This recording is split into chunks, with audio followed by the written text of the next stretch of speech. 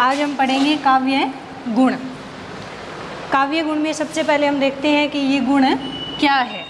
तो गुण क्या है कि रस का उत्कर्ष करने वाले तत्व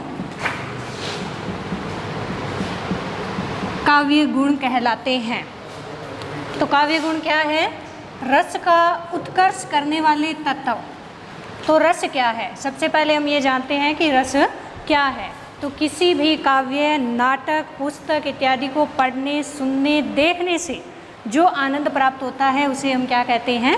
रस कहते हैं। तो इस रस को बढ़ावा जो तत्व देते हैं उसे हम क्या कहते हैं? गुण कहते हैं। तो ये अपना हो गया काव्य गुण। ये तो है इसकी एक साधारण सी परिभाषा। अगर हम इसे पारिभाषिक रूप में परिभाषित करना चाहें तो हम इसे ऐसे कहेंगे कि काव्य में रसा अनुभूति करवाने वाले तत्वों को हम क्या कहते हैं? काव्य गुण कहते हैं।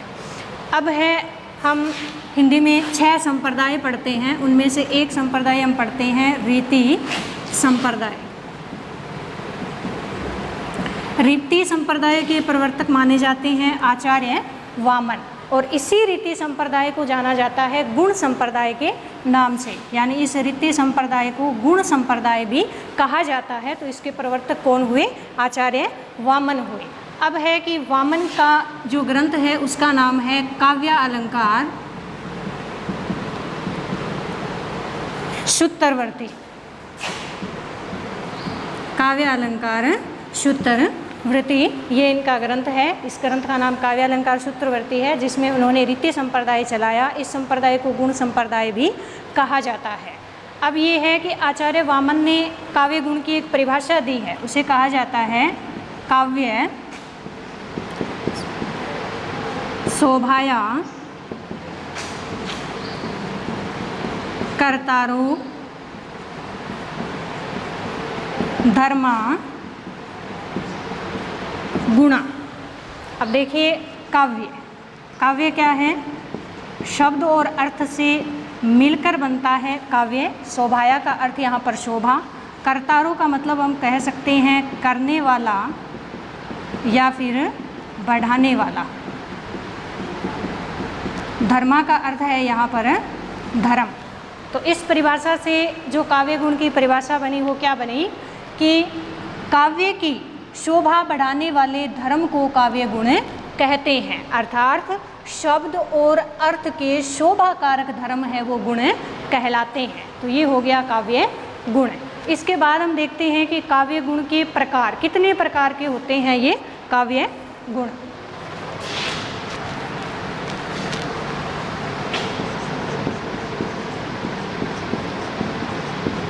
अब हम देखेंगे काव्य गुण के प्रकार। तो काव्य गुण के प्रकार या भेद हैं, इनका सर्वप्रथम जो उल्लेख किया था वो किया था आचार्य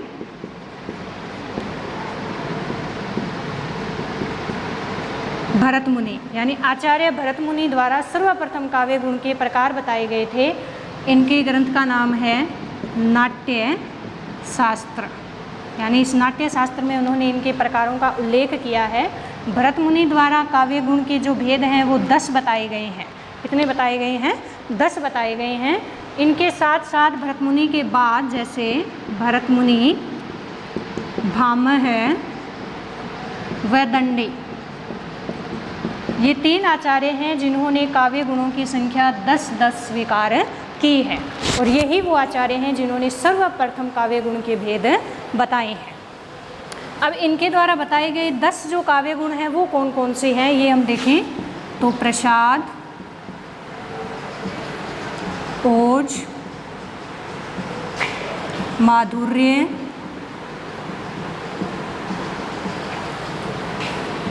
सलेश, समता, समाधि,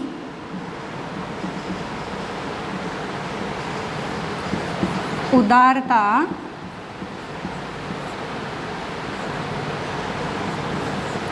कांति,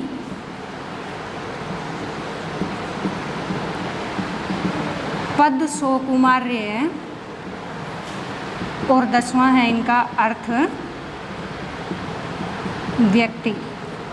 ये जो 10 काव्य गुण हैं ये स्वीकार किए गए हैं भरत मुनि, भामह और दंडी द्वारा। इनका सर्वप्रथम जो उल्लेख किया था वो किया था आचार्य भरत मुनि ने अपने ग्रंथ नाट्य शास्त्र में। इसके बाद में ये तो हो गया सर्वप्रथम। अब ये है कि काव्य गुणों की संख्या है वो सर्वाधिक किसने मानी है, तो सबसे ज़्यादा मानने वाले आचार्य का नाम है आचार्य भोजराज। अब हैं आचार्य भोजराज। आचार्य भोजराज ने सर्वाधिक गुण माने हैं। इन्होंने गुणों की संख्या मानी है 48 और इनके ग्रंथ का नाम है सरस्वती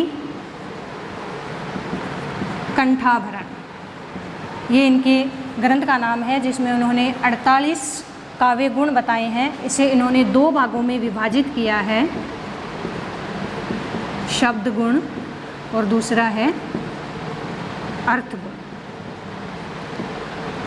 इनकी इन्होंने संख्या 24 मानी है, तो ये हो गई 48। शब्द गुण को इन्होंने कहा है बाह्य गुण, शब्द गुणों को इन्होंने कहा है बाह्य गुण और अर्थ गुणों को इन्होंने कहा है आभ्यंतर गुण। अर्थ गुण को इन्होंने नाम दिया है आभ्यंतर गुण। तो सर्वाधिक जो गुणों की संख्या है वो मानने वाले हैं आचार्य भोजराज, बताई है इन्होंने सरस्वती कंठाभरण में। इसके बाद ये जो संप्रदाय है ये है वामन का, तो वामन ने भी काव्य गुणों की संख्या बताई है, वो देखते हैं हम वामन। तो आचार्य वामन ने जो है वो काव्य गुणों की संख्या मानी है 20। इन्होंने भी इसे 2 भागों में विभाजित किया है काव्य गुण को। पहला इन्होंने बताया है शब्द गुण, दूसरा इन्होंने बताया है अर्थ गुण। 10-10 इन्होंने इनकी संख्या मानी है, तो इनके द्वारा बताई गई काव्य गुणों की संख्या है 20। ये हो गए काव्य गुण के प्रकार। उसके बाद हम देखते हैं कि मुख्य रूप से जो काव्य गुण हैं वो 3 ही पढ़े जाते हैं। तो ये 3 देने वाले आचार्य कौन हैं, तो इनमें जो नाम आता है प्रमुख वो आता है आचार्य मम्मट का। यानी आचार्य मम्मट वो आचार्य हैं जिन्होंने काव्य गुणों की संख्या 3 बताई है, जो सबसे ज़्यादा मान्य भी है, यानी सर्वमान्य मत है वो माना जाता है आचार्य मम्मट का। और इन्होंने इसका विवरण दिया है अपने ग्रंथ काव्य प्रकाश में। काव्य प्रकाश में उन्होंने इसका विवरण दिया है। ये 3 कौन कौन से हैं, तो पहला है प्रसाद, फिर हम कहें ओज, फिर हम कहें माधुर्य। ये 3 गुण हैं जिन्हें माना है मम्मट ने। मम्मट के साथ 2 आचार्य और भी हैं जिन्होंने जो मठ का मत है उसको स्वीकार किया है। तो मम्मट के बाद के जो आचार्य हैं उनमें आता है, नाम आता है विश्वनाथ, दूसरा नाम आता है जगन्नाथ। यानी ये वो 2 आचार्य हैं जिन्होंने मम्मट का साथ दिया या मम्मट का सहयोग किया। मम्मट द्वारा प्रतिपादित मत को इन्होंने समर्थन प्रदान किया है। इन्होंने भी काव्य गुणों की संख्या कितनी मानी है, 3 मानी है। अब हम देखें कि इनके ग्रंथ का नाम है काव्य प्रकाश। विश्वनाथ के ग्रंथ का नाम हम पढ़ते हैं साहित्य दर्पण। इनके ग्रंथ का नाम है साहित्य दर्पण। हिंदी साहित्य के काव्य शास्त्र में ये महत्वपूर्ण योगदान देते हैं। जगन्नाथ का नाम है, इनके ग्रंथ का नाम है रस गंगाधर। ये इनके ग्रंथ का नाम है जिसमें उन्होंने काव्य गुणों की 3 संख्या स्वीकार की है। अब हम थोड़ा सा दोबारा देख लेते हैं कि काव्य गुण। तो सबसे पहले है कि गुण क्या है। गुण हैं रस का उत्कर्ष करने वाले जो तत्व हैं वो काव्य गुण हैं। फिर रस क्या है, रस का मतलब है आनंद। एक प्रकार से साधारण शब्दों में कहें तो ये है आनंद। अब ये आनंद क्या है, यानी किसी भी काव्य, नाटक, पुस्तक को देखने, सुनने, पढ़ने, लिखने में जो भी आनंद की अनुभूति होती है वो क्या कहलाता है, रस कहलाता है। और इस आनंद को काव्य में जो तत्व बढ़ावा देते हैं उन्हें हम काव्य गुण कहते हैं। अब जो काव्य गुण है, ये जो गुण संप्रदाय है वो हमने किसका पढ़ा था, वामन का पढ़ा था, क्योंकि वामन ने संप्रदाय दिया था रीति संप्रदाय। रीति संप्रदाय को ही कहा जाता है गुण संप्रदाय। तो वामन ने अपने ग्रंथ में एक परिभाषा दी थी, परिभाषा थी काव्य शोभाया कर्तारो धर्मा गुणा। यानी काव्य की शोभा बढ़ाने वाले तत्वों को हम क्या कहते हैं, काव्य गुण कहते हैं। उसके बाद हमने देखा कि काव्य गुण के प्रकार, यानी काव्य गुण के भेद कितने होते हैं। तो इसमें सबसे पहले है कि काव्य गुण के जो भेद हैं वो सर्वप्रथम किसने किए थे? आचार्य भरत मुनि ने किए थे। उनका समय हम पढ़ते हैं प्रथम शताब्दी ईसा पूर्व, यानी सर्वप्रथम आचार्य थे जिन्होंने काव्य गुण के भेद बताए हैं। इनका ग्रंथ है नाट्यशास्त्र, जिसमें उन्होंने इसका विवरण दिया है। काव्य गुणों की संख्या इन्होंने कितनी बताई है? 10 बताई है। और भरत मुनि का सहयोग करने वाले आचार्य थे, यानी भरत मुनि के बाद आए थे भामह और दंडी, ये जो आचार्य हैं उन्होंने उन्हीं 10 गुणों को स्वीकार किया है। उसके बाद में है सर्वाधिक काव्य गुण, यानी सबसे ज़्यादा काव्य गुण स्वीकार करने वाले थे आचार्य भोजराज। उनके ग्रंथ का नाम था सरस्वती कंठाभरण। सरस्वती कंठाभरण में उन्होंने 48 काव्य गुण बताए हैं, जिनमें से 24 तो गुण हैं शब्द गुण और 24 है अर्थ गुण।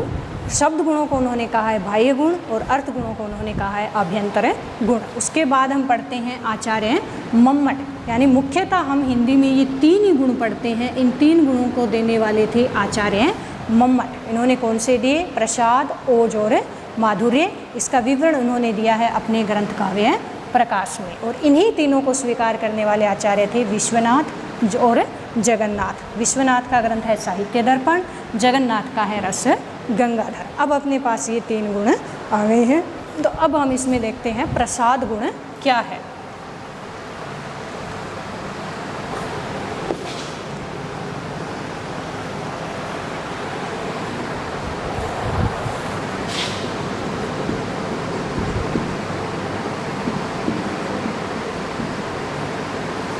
अब हम पढ़ेंगे प्रसाद गुण। प्रसाद गुण का अर्थ है कोई भी रचना आसानी से समझ में आ जाए, यानी बिना रुकावट के, बिना प्रयास के कोई भी रचना जब समझ में आने के बाद उसे आनंद प्राप्त होता है तो उसे हम प्रसाद गुण कहते हैं। जैसे किसी भी रचना को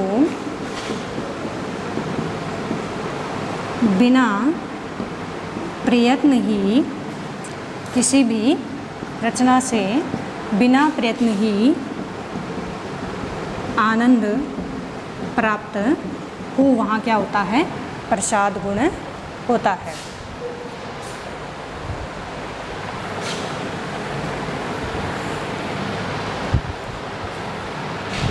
ठीक है। अब देखिए इसमें प्रसाद गुण में क्या है कि किसी भी प्रकार का प्रयत्न नहीं करना पड़ता, बिना कठिनाई के कोई भी रचना को समझा जा सकता है, बिना कठिनाई के उससे आनंद प्राप्त हो जाता है, वहाँ होता है प्रसाद गुण। इसमें हम अब देखें उदाहरण, तो उदाहरण में क्या है देखिए,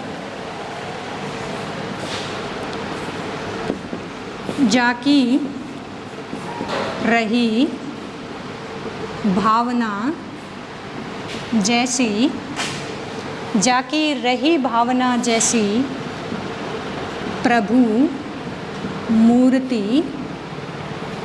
मूर्ति देखी तिन तैसी। साधारण सी पंक्ति है, इसको बिना किसी प्रयत्न के इसका अर्थ समझा जा सकता है कि जिसकी जैसी भावना है भगवान को उसने उसी रूप में देखा है, उसी रूप में उसने जाना है। इसमें किसी प्रकार का प्रयत्न नहीं करना पड़ता, किसी प्रकार के शब्द के अर्थ ग्रहण में हमें कठिनाई का अनुभव नहीं होता। तो ऐसी पंक्ति जहाँ पर होती है उस पंक्ति में गुण माना जाता है प्रसाद गुण। एक अन्य उदाहरण हम इसमें देखें तो देखिए,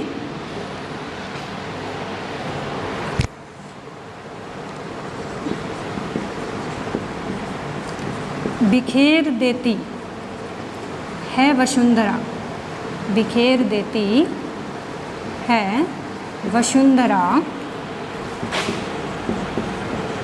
मोती सबके सोने पर। बिखेर देती है वसुंधरा मोती सबके सोने पर। आगे देखिए, रवि बटोर लेता है सदा सवेरा होने पर, सदा सवेरा होने पर। अभी एक साधारण सी पंक्ति है, बिखेर देती है वसुंधरा मोती सबके सोने पर, रवि बटोर लेता है सदा सवेरा होने पर। कोई भी शब्द ऐसा नहीं है जिसका अर्थ हमें ग्रहण करने में कठिनाई का अनुभव हो। बिखेर मतलब बिखेर देती है, वसुंधरा हम धरती माता को कहते हैं। अब यहाँ पर जो मोती शब्द है वो किसके लिए आया है, जो पानी की जो बूंदें गिरती है रात के समय थोड़ी सी नमी आ जाती है उसको यहाँ पर मोती कहा गया है। सोने पर ये सोना ही आया है यहाँ पर। रवि का मतलब आया है यहाँ पर सूर्य, बटोर लेता है, इकट्ठा कर लेता है। सदा का मतलब यहाँ पर सदा है, हमेशा है। सवेरे का मतलब है सुबह। यानी जैसे ही वसुंधरा पर रात होती है तो ओस के रूप में जो पानी की बूंदें हैं वो बिखर जाती है, और जैसे ही सूर्य उदय होता है तो वो उन्हें बटोर लेता है हमेशा के लिए। तो ये क्या है, प्रसाद गुण है। ठीक है, यानी इस पंक्ति में हमें कोई प्रयत्न नहीं करना पड़ रहा, कोई भी शब्द ऐसा नहीं है जिसका प्राय हमें यहाँ पर रखकर उसका अर्थ ग्रहण करना पड़े, बिना कठिनाई के हम इसको समझ सकते हैं। तो वही क्या है, इसमें प्रसाद गुण है। धन्यवाद। बाकी 2 गुण बचे हैं, ओज गुण और माधुर्य गुण, वो हम आगे वाली वीडियो में करेंगे।